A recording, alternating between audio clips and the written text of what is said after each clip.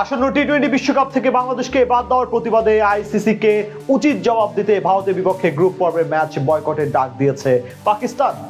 Bharat match বয়কটের সেই সিদ্ধান্তে এখনো অনড় রয়েছে পিসিবি, কিন্তু এই ম্যাচ না খেললে সমস্যা আরো বাড়তে পারে তাদের। কেননা শ্রীলঙ্কায় পাকিস্তানের জন্য অপেক্ষা করছে আরো একটা মাথা ব্যথার কারণ, যার ফলে গ্রুপ পর্ব থেকে বিদায় নিতে হতে পারে বাবর আজমদের। তবে কি সেই কারণ যার কারণে গ্রুপ পর্ব থেকে বাদ পড়ার শঙ্কায় পাকিস্তান, সেটাই জানবো প্রতিবেদনের বাকি অংশে। আগামী 7 ফেব্রুয়ারি শুরু হতে যাচ্ছে টি-20 বিশ্বকাপের 10ম আসর। তবে মাঠের খেলার চেয়ে ধুলো নিয়েই বেশি আলোচনা সমালোচনা চলছে ক্রিকেট দুনিয়ায়। মুস্তাফিজের আইপিএল থেকে বাদ পড়া নিয়ে নিরাপত্তা ইস্যুতে আইসিসির কাছে নিজেদের বিশ্বকাপ ভেন্যু ভারত থেকে শ্রীলঙ্কায় স্থানান্তরের দাবি জানায় বাংলাদেশ। তবে আইসিসি বাংলাদেশের সেই দাবি নাকচ করে দেয়। ফলে এবারের বিশ্বকাপ থেকে বাদ পড়ে যায় বাংলাদেশ দল। আর আইসিসির এমন অযৌক্তিক সিদ্ধান্তে বেঁকে বসে পাকিস্তান ক্রিকেট বোর্ড।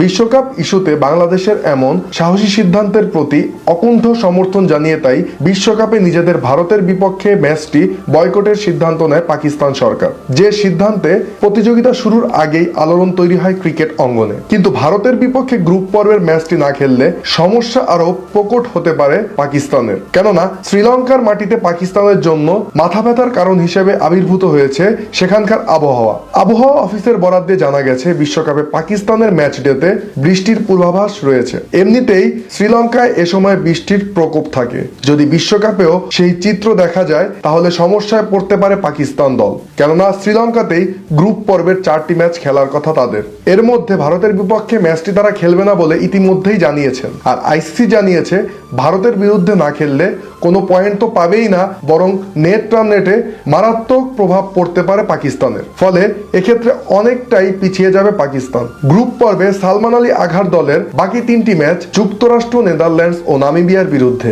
তার মধ্যে 2টি ম্যাচে বৃষ্টির আশঙ্কা দেখছেন আবহাওয়াবিদরা। এমনকি বৃষ্টি বাধায় খেলাগুলো ভেস্তে যেতে পারে। যদি তেমনটা হয় তাহলে পয়েন্ট ভাগাভাগি হয়ে যাবে।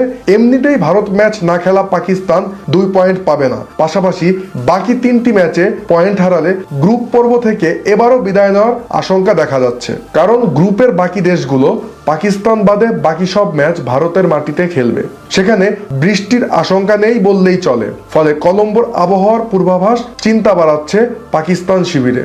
7 ফেব্রুয়ারি বিশ্বকাপের উদ্বোধনী ম্যাচে নেদারল্যান্ডসের বিরুদ্ধে মাঠে নামবে পাকিস্তান। সে ম্যাচে আবহাওয়া অফিসের সূত্র মতে বৃষ্টির আশঙ্কা 64%। এমনকি ম্যাচের দ্বিতীয়ার্ধে বৃষ্টি বাড়ার সম্ভাবনা রয়েছে প্রবল। ফলে বৃষ্টি বাধায় যদি ম্যাচটি অমীমাংসিত হয় সেক্ষেত্রে পাকিস্তানকে ভুগতে হতে পারে এবারের বিশ্বকাপে। আর 10 ফেব্রুয়ারি যুক্তরাষ্ট্র ও 15 ফেব্রুয়ারি ভারতের বিরুদ্ধে মাঠে নামার কথা থাকলেও সেই 2 দিন বৃষ্টির কোনো পূর্বাভাস নেই। তবে যেহেতু ভারতের বিপক্ষে ইতিমধ্যেই বয়কটের সিদ্ধান্ত নিয়েছে পাকিস্তান, তাই এই আবহাওয়ার পূর্বাভাস তাদের জন্য কোনো স্বস্তির বার্তা আনছে না। আর 18 ফেব্রুয়ারি গ্রুপ পর্বের শেষ ম্যাচে নামিবিয়ার বিরুদ্ধে পাকিস্তানের ম্যাচে 25% বৃষ্টির পূর্বাভাস রয়েছে কলম্বোতে। ফলে সেই ম্যাচও বিঘ্নিত হতে পারে।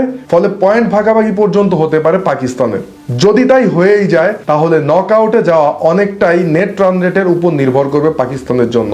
সেক্ষেত্রে ভারতের বিপক্ষে ম্যাচটি না খেলায় আইসিসির নিয়ম অনুযায়ী তা অনেকটা কমে যাবে।